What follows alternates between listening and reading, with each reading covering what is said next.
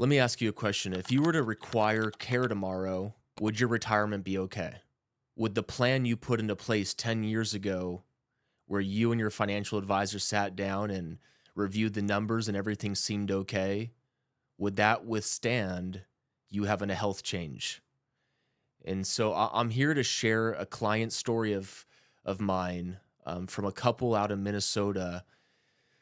That's been a tough one. I've got a client in Minnesota right now, a gentleman. He's in his mid 70s. 10 years ago, when him and his wife were sitting down with their financial advisor and game planning for their retirement, the numbers checked out okay. The 401k was growing. They had their home paid off. They were going to be having Social Security kick in, and things just seemed like it would work out for them. Unknowingly, they were not prepared for what was to happen next. So, fast forward to last week, the husband calls me and we're talking through his financial plan now. Keep in mind, his wife has had a lot of health changes the last 10 years, and she's been in and out of assisted livings. She's needed caregivers in the home. And now, for the last couple of years, she's been in a nursing home. At first, the husband wanted to take care of his wife. Like many couples, maybe like yourself, if you were to have a health change in retirement, the spouse is going to step in and you're going to be able to stay at home, right? And your spouse will take care of you. In his case, that was what happened for the first 5, 6 years. But now she's in a nursing home. The bills are racking up. He's having to pay $12,000 a month just to make sure that his wife continues to receive the care that she deserves, right? Unfortunately, his retirement can't support this bill that doesn't stop coming in. Every month, he accounted for, the other things, the taxes, the house expenses, food and groceries, the trips when she was still healthy, but he did not account for his wife needing $12,000 a month of care. And so when I was talking with this husband earlier this week, he was telling me that, you know what, Joe, I've actually been trying to reach out to the government to qualify for Medicaid. I'm hoping the government can help pay for my wife's care now. And unfortunately, what he found out was the government told him, you know what, you're going to have to spend down the rest of your 401k first. We're glad to step in and help you take care of your wife, but we need you to spend down the rest of your money. Once that's depleted, we'll gladly, pay for your wife's care. And it's so hard for me to hear this because, take this gentleman, he's down to his last couple 100,000 in his 401k.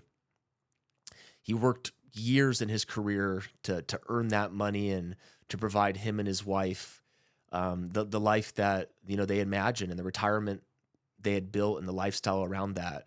And to hear this man on the other side of the phone telling me, you know what, Joe, we're not going to have any retirement. Our best hope now is that after we spend it down, the government will take care of my wife. Keep in mind, the husband's health is falling apart. He's got an oxygen tank, and he's living out of their home, and he's going to the nursing care facility every day, twice a day actually, to visit his wife.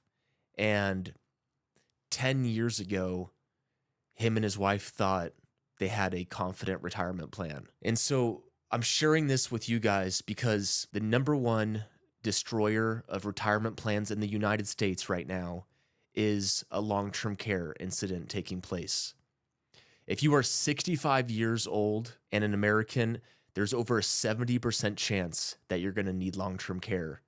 If you have a spouse, so husband and wife, 65 years old, there's over a 91% chance that one of them will require care. So I'm here to tell you, we're not planning anymore for if this happens. We're planning for when this happens. Long-term care, it doesn't show up and give you a heads up, and you and your advisor sit down after the fact and figure out how to make those numbers work. No, it shows up as a sudden bill at your doorstep, and you got to continue to pay this monthly bill now. Maybe it's a second mortgage, maybe it's an expense so large you never seen it, but it's this bill that's got no end date. And so it's going to keep showing up every month. It's not going anywhere.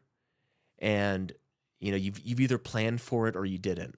There's a lot of ways nowadays to plan for care and to build that into your financial plan. And the number one place to start is sitting down, personally with your advisor, with your spouse, and deciding, and do we have a dedicated care income pool of money, right? Are we properly funding the right long-term care insurance that we need? Are we properly saving into that pool of money for care down the road if we end up needing it? Because ultimately, myself and other financial professionals, we're not here to tell you what type of care you should receive. We're not here to tell you, what that should look like or what you shouldn't do or this, that, or the other. But ideally, someone like myself is able to look you in the eye and tell you, hey, you know what? Whatever type of care you would want to receive, whatever is best for you and your wife, I want to make sure that you have a game plan around that. I don't want you to be caught by any surprises, because most people that come to me in dire need of finally realizing how important it is to have a long-term care plan in place, it's already too late. You can't qualify once you're in an assisted living or nursing home, once your health's already failed you. And, once you see the impact on the family, it's too late. And so there's a lot of solutions out there.